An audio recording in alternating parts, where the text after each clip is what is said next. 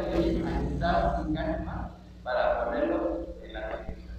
Bien, vamos hoy a meditar en la palabra de Dios en una frase que aparece en el libro de Deuteronomio. No vamos a estudiar todo el pasaje, sino una frase que nos va a servir como punto de partida para lo que vamos a meditar en esta mañana, que ya propiamente ya es tarde, ya son 12:30. Entonces les invito a abrir sus Biblias en Deuteronomio capítulo 8, versículo 11. Deuteronomio 8, 11. Deuteronomio capítulo 8 y versículo 11. Y en ese texto, en ese pasaje, vamos a ver una frase que nos va a servir para la meditación de la palabra de nuestro Dios. Dice el versículo 11, lo leemos todos juntos, hermanos. Estamos en Deuteronomio capítulo 8, versículo 11. Dice así, todos juntos: cuídate de no olvidarte de Jehová tu Dios, para cumplir sus mandamientos, sus decretos y sus estatutos que yo te ordeno hoy. La frase que vamos a tomar en consideración es: cuídate de no olvidarte. Cuídate de no olvidarte. A veces se nos manda, a veces se nos ha encargado algo, ya sea cuando vamos al centro, cuando vamos al mercado, o vamos en la calle. A veces la esposa, el hijo o el esposo dice: por favor me compras algo, me traes algo, y no se te olvide. ¿Te acuerdas? Así le dice: y no se te olvide. Y resulta que se nos olvidó. A veces nos encargaron pues algún detalle, pero pues en el ajetreo, en la actividad, el estar pensando tantas cosas, a veces se nos va a olvidar. A algún esposo se le ha olvidado llevar las tortillas a la casa, o el pan, porque a veces dice la esposa: te trae las tortillas en el camino, y llegamos y las tortillas, no, pues se me olvidaron. Pues dice el Señor: no te olvides, no te olvides. Y vamos a ver 4 cosas que no debemos de olvidar. 4 cosas que debemos tener bien presentes, que nunca se nos deben de olvidar, ¿sí? Que se nos olvide nuestro nombre, que se nos olvide dónde vivimos, que se nos olvide alguna otra cosa, pero menos esas 4 cosas. Número 1, no se nos olvide que somos hijos de Dios los que hemos aceptado a Cristo. No se nos olvide ese privilegio tan grande, ese alto honor de que un día, por la pura gracia de Dios, por el puro amor de nuestro Dios a nosotros, que no merecíamos nada, nos llamó por su pura gracia para ser sus hijos. Juan capítulo 1, versículos 12 y 13, Evangelio de Juan, les invito a que vayamos a las Biblias, por favor. Evangelio de Juan capítulo 1, versículos 12 y 13, dice de la siguiente manera, ustedes lo pueden ver ahí en su Biblia. Evangelio de Juan, capítulo 1, versículos 12 y 13. Mas a todos, fíjense bien que no es para toda la gente. Dice el Señor de una manera muy precisa: mas a todos los que le recibieron. Les quiero hacer la pregunta: ¿todos han recibido a Cristo? No. Entonces no es de todos, es mas a todos los que le recibieron, a los que creen en su nombre, les dio potestad, les dio la facultad de ser hechos, ¿qué cosa? Hijos de Dios. Y veamos todavía lo que dice el versículo 13: los cuales no son engendrados de sangre, ni de voluntad de carne, ni de voluntad de varón, sino es por la voluntad de Dios. Por la voluntad de Dios es que llegamos a ser hijos de Dios. Que no se nos olvide, hermanos, que cuando estamos en la calle, que cuando estamos en un negocio, que cuando estamos en la escuela, que cuando estamos en la casa, que cuando estamos en la iglesia, si hemos recibido a Jesucristo como nuestro Salvador personal, somos hijos de Dios. Si estamos en una reunión de amigos, en una fiesta, en una convivencia, y nuestros amigos pues les gusta la fiesta alegre, si les gusta vivir a su manera, que a nosotros no se nos olvide que somos hijos de Dios. El Hijo de Dios no es solamente en las cuatro paredes de un templo, de una iglesia, no. El Hijo de Dios es donde quiera que esté. Si nos fuéramos, hermanos, a la isla más lejana del mundo, seguiremos siendo hijos de Dios. Si estuviéramos de una tribu de caníbales, ahí somos hijos de Dios. Y si en algún momento dado la NASA nos mandara en un cohete hasta el último planeta, seguiremos siendo hijos de Dios. No nos cambia nada, hermanos, porque el ser hijo de Dios fue por la voluntad del Señor y para nosotros es un tremendo privilegio, porque fue solamente por la misericordia de Dios. Un día en el camino, angustiados, desesperados, con problemas tan serios, Dios se acercó a nosotros, nos puso un alto y nos llamó para ser parte de su. No debió ser así. El apóstol Pablo dice que de lo vil del mundo, de lo necio del mundo, nos escogió para ser parte de él. Y miren qué bendición, que no se nos olvide, hermanos, que cuando estemos en una reunión donde hay bebidas muy alegres, no se nos olvide que somos hijos de Dios. Que cuando estamos con nuestros familiares que les salen los sapitos y las lagartijas de la boca, no se nos olvide que somos hijos de Dios. Porque se tiene que notar la gran diferencia. Se tiene que ver quién es realmente hijo de la luz e hijo de las tinieblas. Se tiene que ver la diferencia entre quién es el hijo de Dios y aquel, como dice el apóstol Juan, que así lo dice la primera carta del apóstol Juan, quien es hijo del diablo. Así lo dice el apóstol Juan, primera carta. Se tiene que notar la diferencia. Tiene que haber un cambio. Segunda de Corintios 5:17 dice que de modo si alguno está en Cristo, ¿qué cosa es? Nueva criatura. Somos nuevas criaturas. Las cosas viejas que ocurrieron pasaron. Que cuando estén los amigos allá en el trabajo nos digan, tómate una de estas para ver si eres hombre, pensemos que somos hijos de Dios. Porque así luego dicen, hermanos, a ver que no, que eres muy hombrecito, a ver, tómate esta. Y yo podría decirle, pues es muy hombrecito, léete la Biblia. A ver si es cierto. Se cuenta la historia de dos amigos, uno cristiano y otro no cristiano. Y uno le dijo, el no cristiano le dijo a su otro amigo, te invito a la cantina.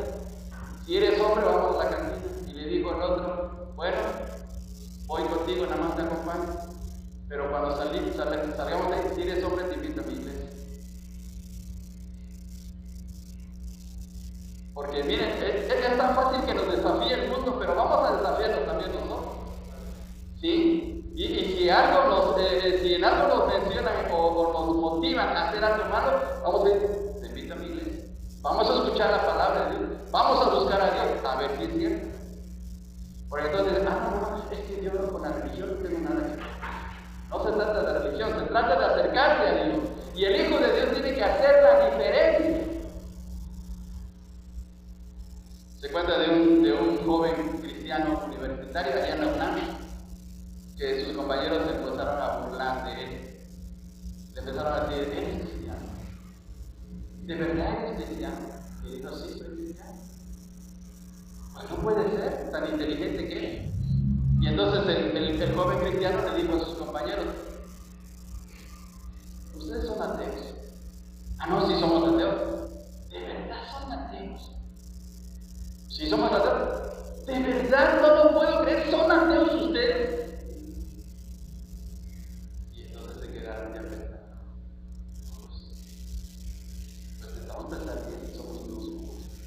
Entonces hay que darles la vuelta, como dicen en el mundo, porque tenemos que demostrar que realmente sí somos hijos de Dios por la pura gracia. Y mire qué bendición, hermano, porque el ser hijo de Dios tenemos una gloriosa esperanza y hermanos, una bendición tan grande de que Dios está no solamente con nosotros, sino en nosotros. Está dentro de nuestra propia vida. Entonces, que no se nos olvide donde quiera que estemos, donde quiera que vayamos. Porque a veces como que nos damos nuestras vacaciones, como que decimos, bueno, pues por ahorita, como no me ve nadie, como estoy viviendo ahorita en Cancún y la iglesia de Príncipe de Paz está en Mesa y hay una gran distancia, pues no me ven. No, hermano, donde quiera que estemos, somos hijos de Dios. Que no se nos olvide. Fíjense bien qué cosa tan tremenda es esta, ¿sí? Por favor, vayamos hasta 1 de Juan capítulo 5, por favor, versículos 11 y 12. 1 de Juan capítulo 5, versículos 11 y 12. 1 de Juan capítulo 5, versículos 11 y 12. Lo leemos todos juntos. Dice la palabra de nuestro Dios de la siguiente manera, todos juntos. Y este es el testimonio, estamos 11 y 12, dice así. Y este es el testimonio que Dios nos ha dado vida eterna, y esta vida está en su Hijo. El que tiene al Hijo, tiene la vida. El que no tiene al Hijo de Dios, no tiene la vida. Miren qué tremendo, hermano.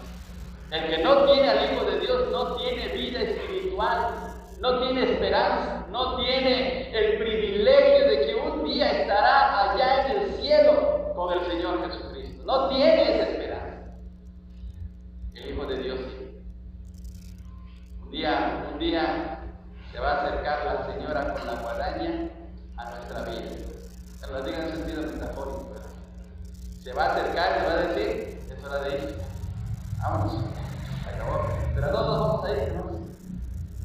Dice el Señor Jesucristo, creéis en Dios, creed también en mí. En la casa de mi Padre muchas moradas hay.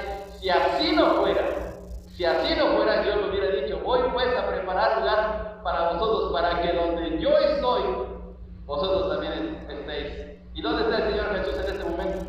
Está en el cielo. ¿Dónde vamos a estar entonces? En el cielo. Esa es nuestra esperanza.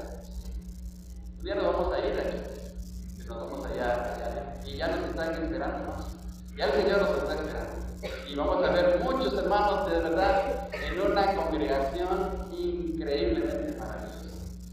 Así es que hay que prepararnos. Que no se nos olvide que somos hijos de Dios. En segundo lugar, que no se nos olvide que Dios siempre está a nuestro lado.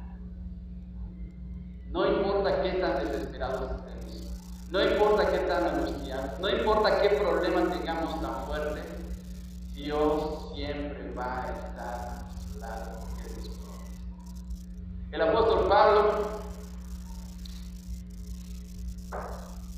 iba en un barco rumbo hacia Roma, había sido apresado y él había apelado al César. Y entonces iba en un barco y se soltó una tremenda tormenta. Pero fíjense, hermanos, lo que ocurrió, dice el apóstol Pablo, Hechos capítulo 27, versículo 23. Hechos 27, 23. Vamos a el libro de los Hechos, capítulo 27 y versículo 23. Dice de la siguiente manera, hermanos, este pasaje. Lo leemos también todos juntos, hermanos, para que disfrutemos la palabra de nuestro Dios. Hechos 27, 23. El libro de los Hechos no está entre Profetas y Eclesiastés, está en el Nuevo Testamento. Muy bien, a ver, dice así todos juntos, 27, 23. Porque esta noche ha estado conmigo el ángel de Dios, de quien soy y aquí. ¿Estaba solo el apóstol Pablo? No. Esa noche de tormenta, esa noche difícil, ahí estaba la presencia de Dios en el día. Así es que, hermanos, en la oscuridad más tremenda, en los problemas más difíciles que tengamos, en las situaciones tan graves que estemos pasando, en algún dolor, en alguna enfermedad, Dios está ahí presente, que no se nos olvide. Ahora, por favor, vayamos a Isaías capítulo 8 y versículo 10, hermanos. Isaías capítulo 8 y versículo 10. Isaías capítulo 8 y versículo 10. Isaías capítulo 8 y versículo 10. Lo leemos también todos juntos. Dice de la siguiente manera: tomad consejo y será anulado, proferid palabra y no será firme, porque Dios está con nosotros. Dios está con nosotros. ¿Y sabe qué ¿Cuál es? Sintetizando Dios, la frase Dios está con nosotros. ¿Qué nombre es? ¿Qué nombre es de la Biblia? Emanuel. Allí en el Evangelio de Mateo capítulo 1, cuando nace el Señor Jesús, dice que Él es el Emanuel, Dios con nosotros, Dios con nosotros. Así es que, si usted está en las tortillas, ahí está Dios con usted. Si usted está haciendo un trabajo en alguna ciudad por aquí cercana, ahí está el Señor. Donde quiera que estemos, ahí está el Señor. Él nos acompaña todos los días, las 24 horas, ahí está junto a nosotros. Dios nunca nos va a abandonar, nunca nos va a dejar. Por eso es que podemos refugiarnos, por eso es que podemos tener la plena certidumbre de que en medio de cualquier situación tan crítica que tengamos, vamos a salir adelante porque Dios está con nosotros. Vamos al Salmo 27, versículo 10, por favor. Salmo 27, 10. Salmo 27, 10. Salmo 27, 10. A ver, lo leemos todos juntos, hermanos. Dice así la palabra de nuestro Dios. Todos juntos. Aunque mi padre y mi madre me rechazaran, con todo Jehová me dejarán. Sí. Aunque mi padre y mi madre me dejaran, con todo, el Señor nos va a levantar con nosotros. Él no nos va a abandonar, nunca. Por último, todavía un texto más con relación a este pasaje. Isaías 25, versículos del 1 al 4. Regresamos a Isaías, por favor. Isaías 25, del 1 al 4. Isaías 25, del 1 al 4. Y lo leemos también todos juntos. Vamos a leer estos 4 versículos. Dice así la palabra de nuestro Dios. Jehová, tú eres mi Dios. Te exaltaré, alabaré tu nombre, porque has hecho maravillas. Tus consejos antiguos son verdad y firmeza, porque convertiste la ciudad en montón, la ciudad fortificada en ruina, el alcázar de los extraños para que no sea ciudad, ni nunca jamás sea reedificado. Por esto te dará gloria el pueblo fuerte, te temerá la ciudad de gente robusta, porque fuiste fortaleza al pobre, fortaleza al menesteroso en su aflicción, refugio contra el turbién, sombra contra el calor, porque el ímpetu de los violentos es como turbión contra el mundo. Miren qué tremendo, ¿sí? Dice este último versículo, porque fuiste fortaleza ¿a quién? Al pobre, fortaleza al menesteroso, en su aflicción, y refugio contra el turbión. Entonces Dios es nuestro refugio, Dios es nuestro sostén, Dios es el que nos cuida y está cerca de nosotros. Nunca nos va a abandonar. Puede ser que nos abandone todo el mundo. Puede ser que ese gran amigo que siempre nos juró fidelidad, lealtad y que dijo, no, mira, tú siempre cuentas conmigo, en un momento dado nos abandona. Pero Dios no quiere. Jamás Dios nos va a abandonar, porque Él es fiel a su palabra. Así es que qué bendición, hermanos. La tercera cosa que no debemos de olvidar, hermanos, que las pruebas que nos vienen en nuestra vida nos hacen valiosos.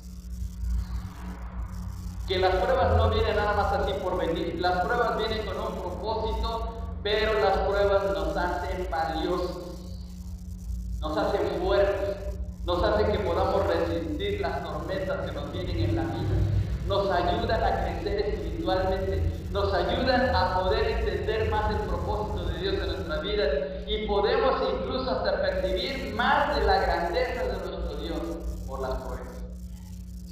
La persona, el creyente que es sometido a pruebas y sale triunfante, cada día es un mejor siervo de Dios, un mejor adorador, una persona más entregada a Dios, en una comunión más íntima y es de bendición para todos.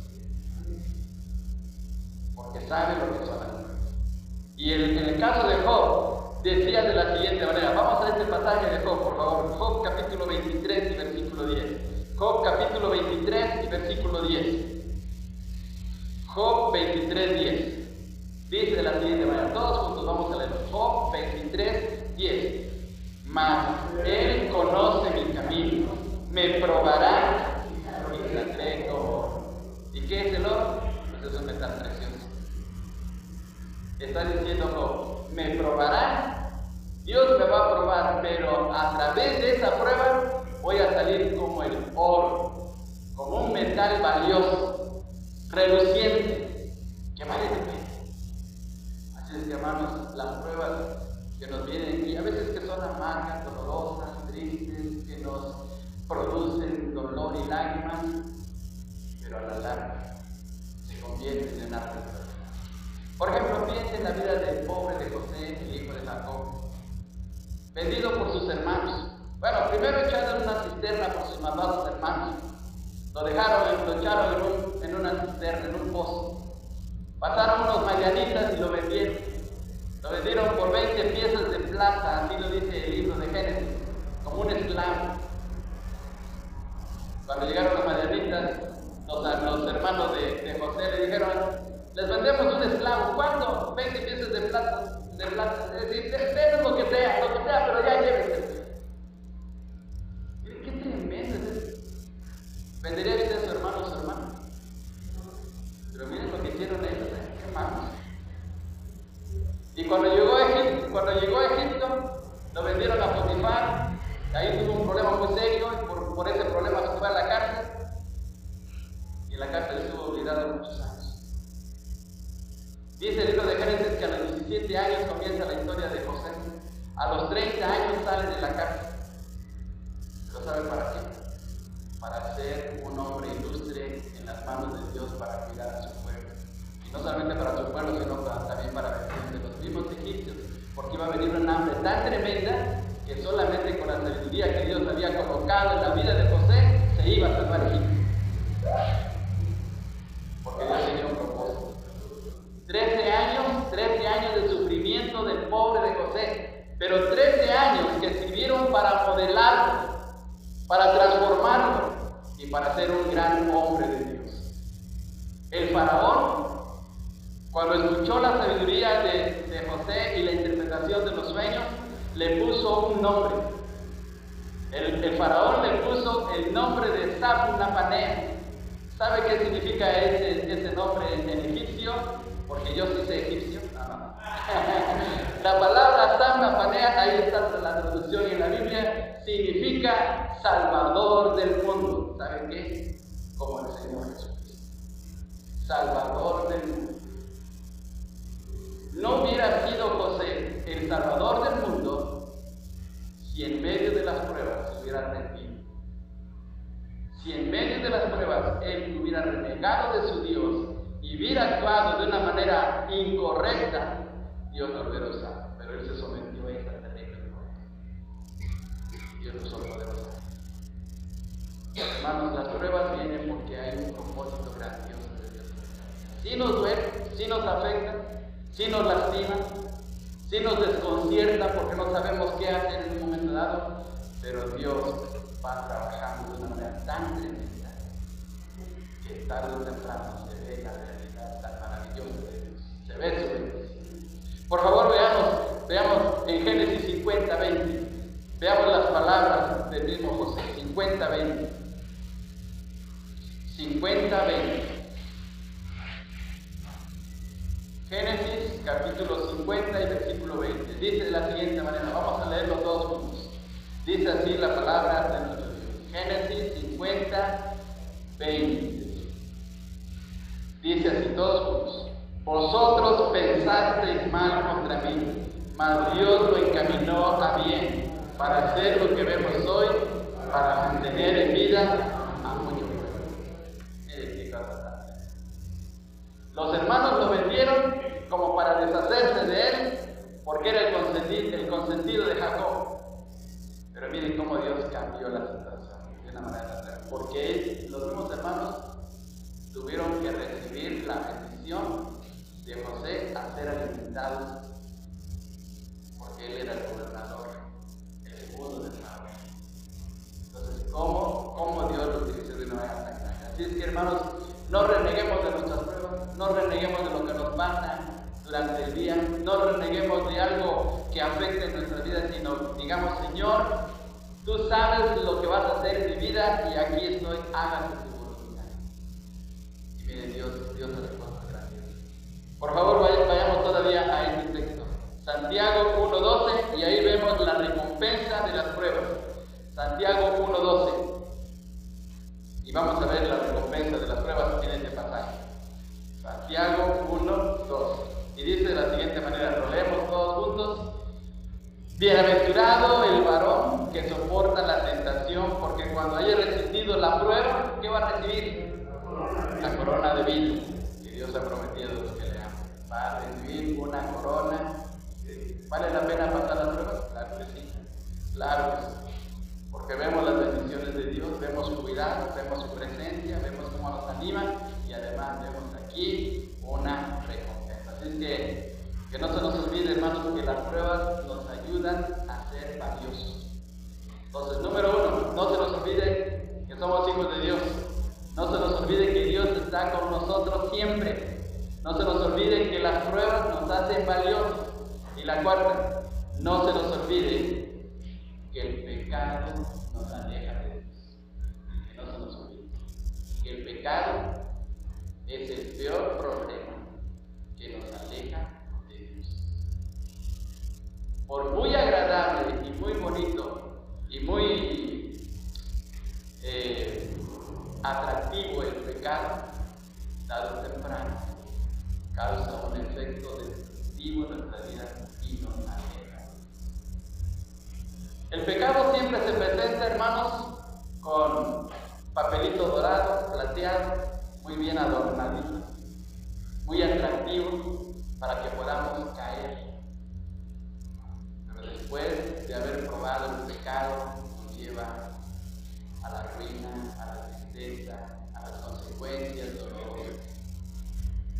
Que no se nos olvide que el pecado es destructivo y que el pecado puede arruinar nuestra vida espiritual, nuestra relación con Dios, nuestra relación de familia, nuestra relación en la iglesia.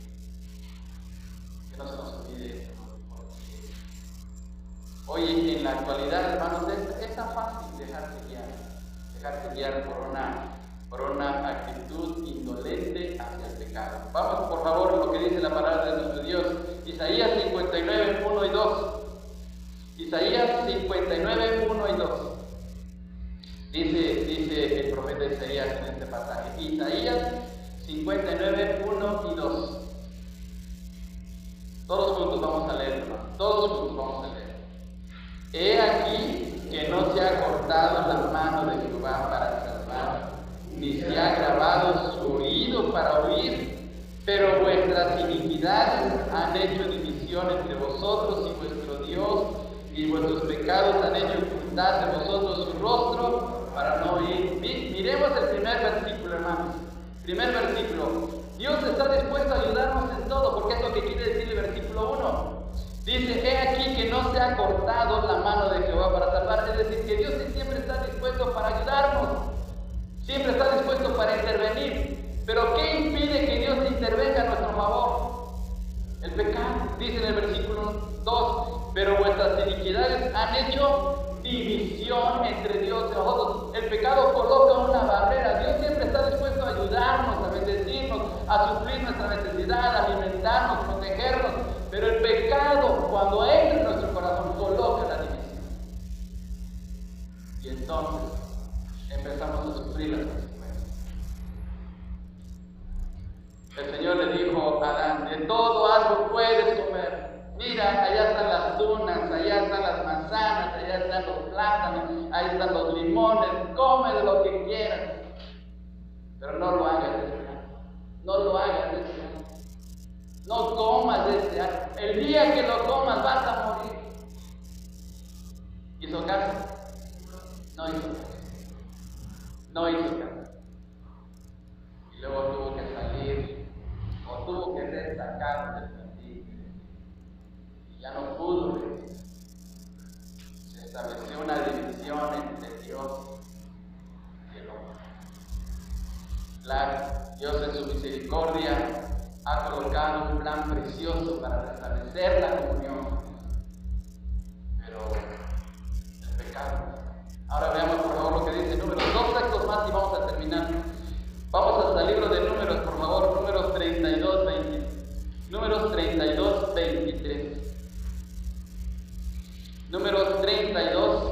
versículo 23.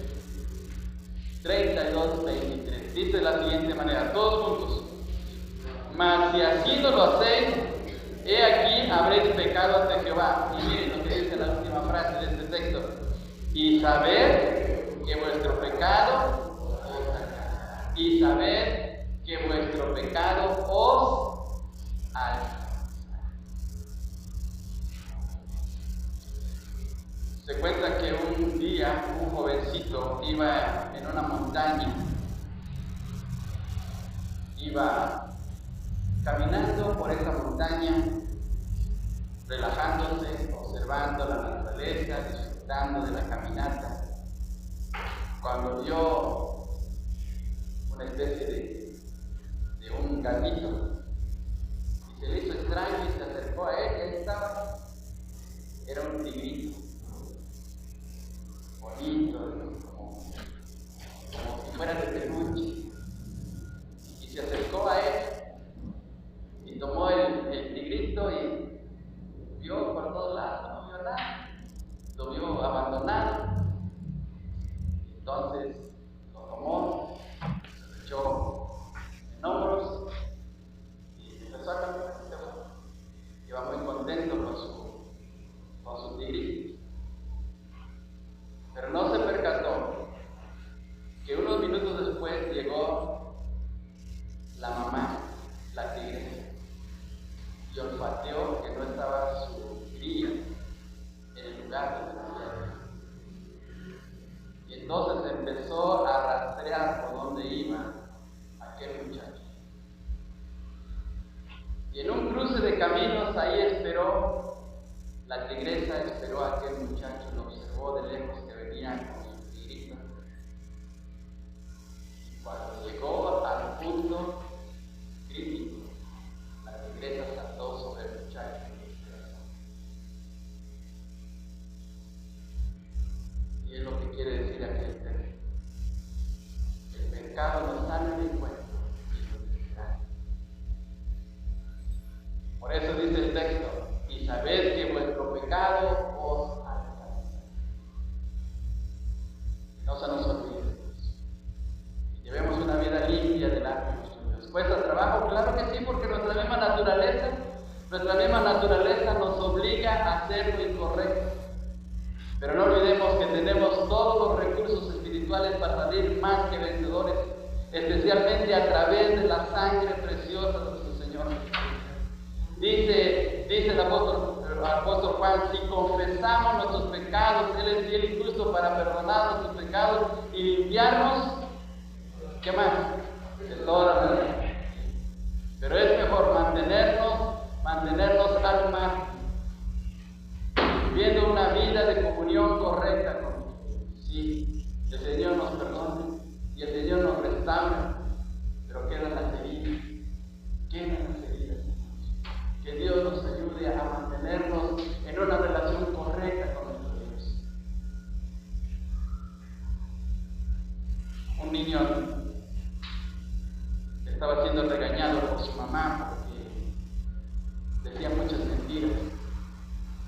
Y a su mamá le había pegado, le había regañado, le había quitado privilegios, y ya no sabía qué hacer con su hijo que cada día decía mentiras.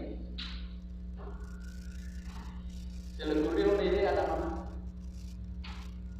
Le dijo, mira hijo, ahí está ese árbol. Cada vez que digas una mentira, pon un clavito. Ya no te voy a decir nada, no te voy a regañar, pero pon un clavito. ¿Estás de acuerdo? Le dijo la mamá. Está bien, dijo el muchacho.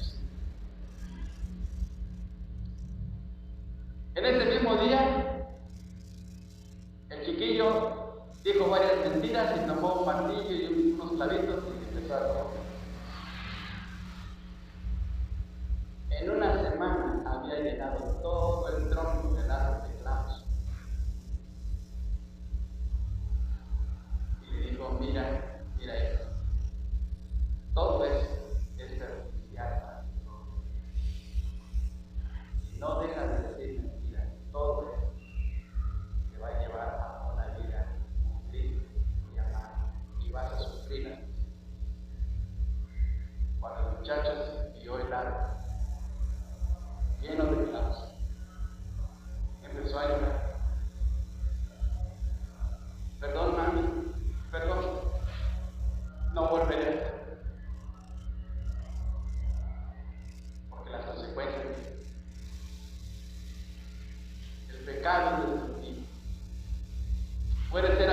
atractivo al momento, puede ser agradable al momento, puede ser que al momento nos salgamos con la nuestra, pero el pecado se va a destruir. Y el único que tiene la capacidad de poder destruir el pecado es nuestro Señor Jesucristo, con su sangre preciosa que Él derramó en la cruz del Calvario. Por eso Él murió en la cruz, para derramar su sangre, porque es el único remedio para poder ser limpiados en nuestros corazones de todo pecado. Y esa es la razón de por qué el Señor, por qué nuestro Dios siempre nos invita a venir a Cristo. Nos invita a venir a Él porque el Señor Jesucristo es el que tiene la solución para el pecado. Que si confesares con tu boca que Jesús es el Señor y creyeres en tu corazón que Dios le resucitó de los muertos, entonces serás salvo. Cree en Cristo, acepte a Cristo, acéptelo en su corazón. Porque el pecado que está en nuestra naturaleza humana nos destruye, nos arruina, nos hace llevar una vida miserable. Pero cuando venimos a Cristo, cambia completamente todo cuando confesamos nuestros pecados delante de Él.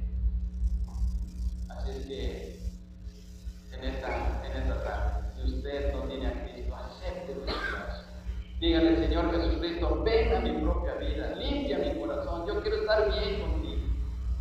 Y mire, si usted invita al Señor Jesús y se arrepiente y le entrega su corazón, Él le va a limpiar, porque dice el Señor Jesús: el que a mí viene no le echo fuera. Qué bendición que podemos acercarnos a Él. Billy Graham, el famoso predicador Billy Graham, dice que siendo estudiante, su maestro de química lo llevó al laboratorio y le dijo: miren, aquí está un pedazo de oro. El oro con ningún ácido hace nada. Pero les voy a mostrar algo que dice. Sacó de una gaveta un frasquito con un líquido.